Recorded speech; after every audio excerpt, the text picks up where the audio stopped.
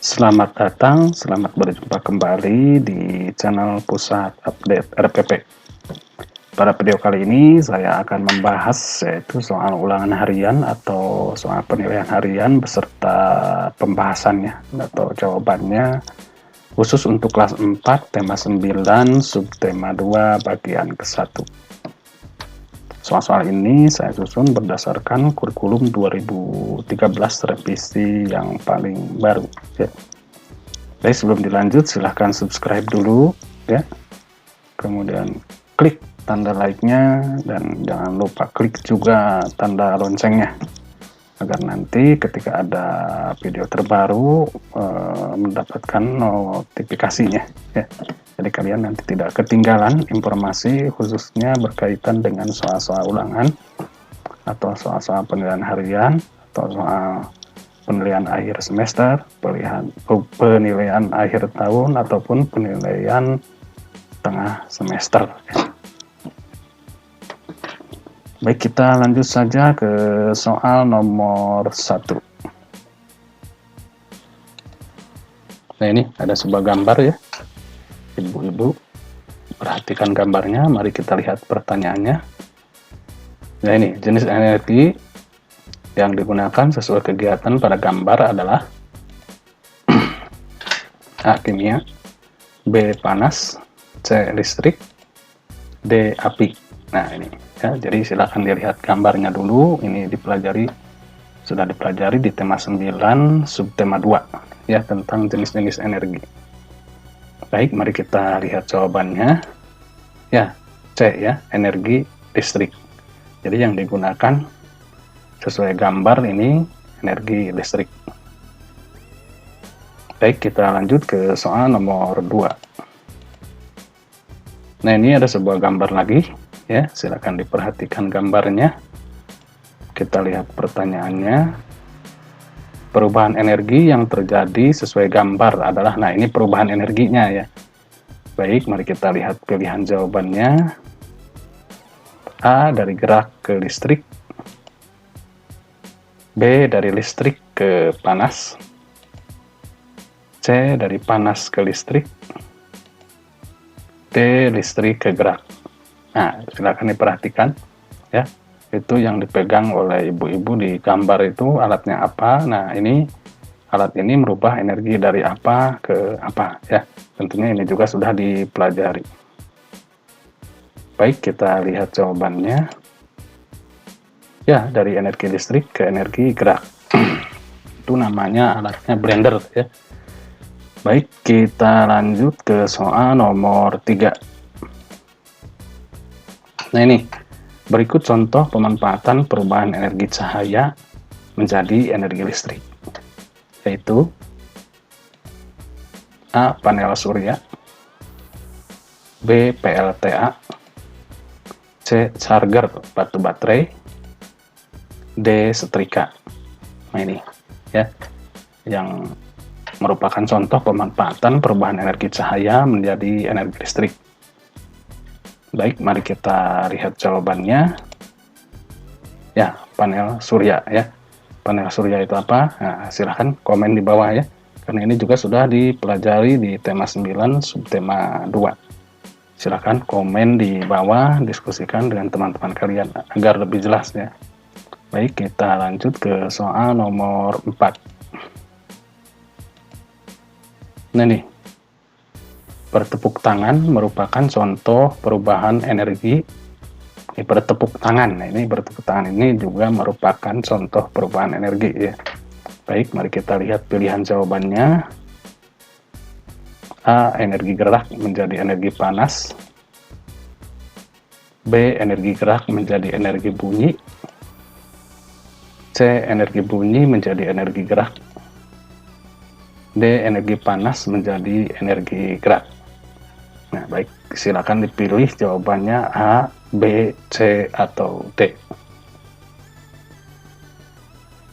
Baik, kita lihat jawabannya. Ya, perubahan dari energi gerak menjadi energi bunyi. Jadi kita menggerakkan tangan, kemudian muncul bunyi ya. Jadi tangan itu berdempet atau beradu satu sama lain sehingga menimbulkan bunyi. Jadi perubahan dari energi gerak menjadi energi bunyi. Baik, kita lanjut ke soal nomor 5. Nah ini, hair dryer adalah salah satu contoh alat listrik yang mengalami perubahan energi. Nah ini hair dryer ya. Ini biasanya yang sering menggunakan itu ibu ya, atau perempuan. Nah ini, laki-laki juga tahu sih namanya yang seperti apa. Nah baik, kita lihat pilihan jawabannya. A. Energi listrik menjadi energi panas. B. Energi panas menjadi energi listrik. C. Energi listrik menjadi energi gerak. D. Energi gerak menjadi energi listrik. Nah ini hair dryer ya. Silahkan komen di bawah ya, ini hair dryer itu seperti apa. Yang sudah tahu silahkan diberitahu di komentar ya. Baik, mari kita lihat jawabannya. Ya, energi listrik menjadi energi panas. Baik, kita lanjut ke soal nomor 6. Nah ini, udang dan kepiting merupakan contoh hasil sumber daya alam di bidang, nah ini udang dan kepiting nih. Ini hasilnya di sumber daya alam di bidang apa ini? Ini untuk muatan pelajaran IPS ini ya. Baik, kita lihat pilihan jawabannya. A. Laut dan pertanian. B. Laut dan perikanan. C. Pertanian. D. Peternakan. Nah ya, udang dan kepiting. Baik, mari kita lihat jawabannya. Ya, jawabannya adalah di bidang laut dan perikanan. Untuk laut dan pertanian dan merupakan apa? C yang pertanian, peternakan, yang tahu silahkan komen di bawah, diskusikan dengan teman-teman kalian agar kalian tahu, mendapat pengetahuan baru juga ya, bertukar informasi. Baik, kita lanjut ke soal nomor 7. Nah, berikut contoh sumber daya alam bukan logam. Awas ya, ini yang sumber daya alam bukan logam. Contohnya yaitu A. Minyak bumi dan belerang. B. Timah dan gas alam. C. Batu kapur dan gipsum. D. Minyak bumi dan batu bara. Ini contoh sumber daya alam yang bukan logam. Baik, mari kita lihat jawabannya. Ya, D ya, minyak bumi dan batu bara. Nah, ini termasuk sumber daya alam yang bukan logam. Nah, yang contoh yang logamnya apa? Nah, silahkan komen di bawah ya. Baik, kita lanjut ke nomor 8.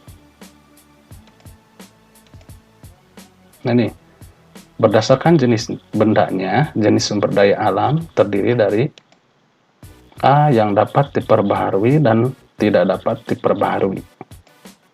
B. Logam dan bukan logam. C. Terbatas dan tidak terbatas. D. Hayati dan non-hayati. Nah, ya, berdasarkan jenis bendanya, jenis sumber daya alam terdiri dari apakah A, B, C, atau D. Baik, mari kita lihat jawabannya.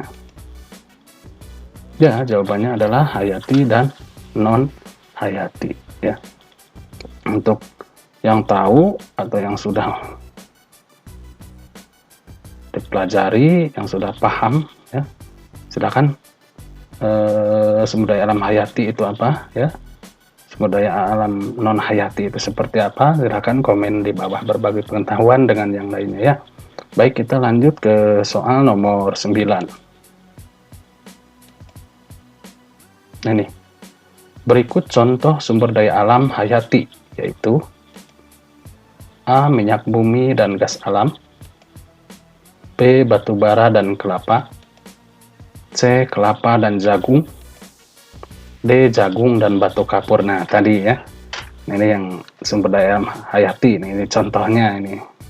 Apakah A, B, C, atau D? Ini materi-materi yang dipelajari di tema 9, khususnya di subtema 2. Ya. Baik, kita lihat jawabannya. Ya, kelapa dan jagung. Nah, baik, kita lanjut ke nomor 10. Ini, manfaat dan kegunaan kacang kedelai. Nah, ini manfaat dan kegunaannya dari kacang kedelai adalah A. Bahan baku pembuatan minyak goreng. B. Bahan baku pembuatan margarin. C. Bahan baku pembuatan kecap. D. Bahan baku pembuatan gula pasir. Baik, mari kita lihat jawabannya. Ya, sebagai bahan baku pembuatan kecap.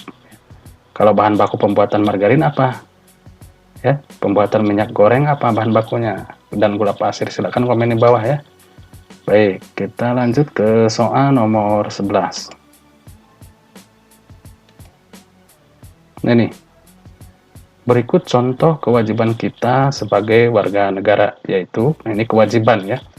Jadi kewajiban itu adalah segala sesuatu yang harus kita laksanakan dengan penuh tanggung jawab. Nah, ini contohnya kewajiban sebagai warga negara, yaitu A. Menikmati hidup layak. B. Membayar pajak. C. Mengeluarkan pendapat. D. Menganut agama. Nah, ini kewajiban ya. Kan ada hak, ada kewajiban. Nah, ini contoh kewajiban sebagai warga negara. Tadi sudah jelaskan bahwa kewajiban itu adalah segala sesuatu yang harus, kalau wajib itu harus, tidak boleh tidak ya, yang harus dilaksanakan dengan penuh tanggung jawab. Baik, mari kita lihat jawabannya. Ya, jawabannya adalah B. Membayar pajak. Masih banyak ya kewajiban kita sebagai warga negara itu apa saja selain membayar pajak. Silakan komen juga di bawah ya, sambil kita menonton video di YouTube ya, sambil kita bertukar pengetahuan dengan yang lainnya ya. Baik, kita lanjut ke soal nomor 12. Ini, mengikuti pendidikan dasar merupakan titik-titik semua warga negara. Nah, ini mengikuti pendidikan dasar ya. Baik, A. Hak. B. Kewajiban. C. Peraturan. D. Kegiatan. Baik, mari kita lihat jawabannya. Ya, merupakan kewajiban ya, mengikuti pendidikan dasar itu ya. Baik, kita lanjut ke soal nomor 13. Nah, ini, berikut contoh hak kita sebagai warga negara, yaitu, nah ini sebelumnya saya jelaskan dulu, yaitu hak itu segala sesuatu yang pantas kita terima atau wajar kita terima. Nah, itu. Baik, kita lihat pilihan jawabannya. A. Membayar pajak. B. Menaati hukum. C. Menjaga kelestarian lingkungan. D. Memeluk agama. Ini hak ya, contoh hak sebagai warga negara. Baik, kita lihat jawabannya. Ya, memeluk agama. Nah, ada contoh lainnya, contoh hak kita sebagai warga negara banyak ya. Silakan komen juga di bawah ya, berbagi pengetahuan dengan teman yang lainnya. Baik, kita lanjut ke soal nomor 14. Nah, ini, setiap warga negara memiliki hak yang titik-titik dalam memanfaatkan sumber daya alam. Awas, pahami soalnya. Baik, mari kita lihat pilihan jawabannya. A. Berbeda. B. Sama. C. Teratur. D. Tidak terbatas. Baik, apakah A, B, C, atau D? Kita lihat jawabannya. Ya, jawabannya adalah B, sama ya. Semua warga negara ya haknya sama ya, tidak berbeda-beda. Yang kaya, yang miskin, semua punya hak yang sama. Yang udah baik ya, seperti itu ya, sama semua. Baik, kita lanjut ke soal nomor 15.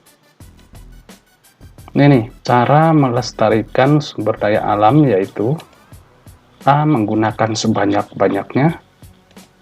B. Tidak menggunakan energi alternatif. C. Menebang hutan sembarangan. D. Menghemat penggunaan sumber daya alam.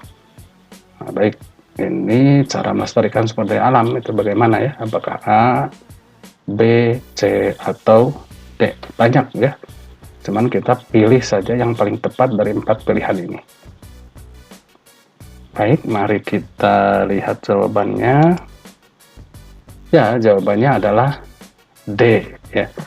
Nah itu, jadi itulah untuk bagian yang pertama, soal-soal ulangan harian atau penilaian harian khususnya untuk kelas 4 tema 9 subtema 2.